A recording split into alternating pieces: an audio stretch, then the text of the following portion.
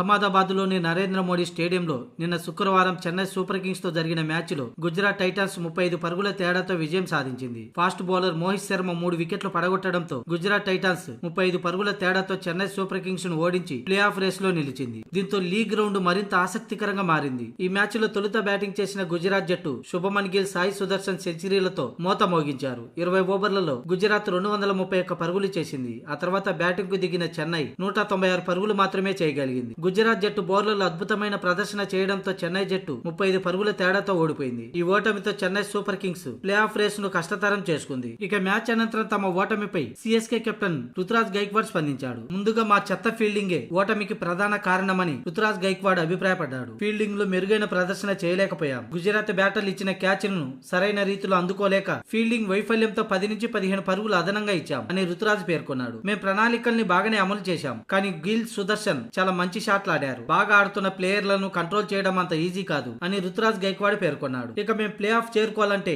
ఈ మ్యాచ్ ఓటమి గురించి మర్చిపోయి ఆదివారం మధ్యాహ్నం జరిగే రాజస్థాన్ రాయల్స్ తో టఫ్ ఫైట్ ను ఎదుర్కోవాల్సి ఉంది. ఈ మ్యాచ్ చెన్నైలో జరుగుతుండడం గెలుపుపైనే దృష్టి పెట్టేందుకు మేము రెడీ కావాలని రుతురాజ్ గైక్వాడ్ పేర్కొన్నాడు.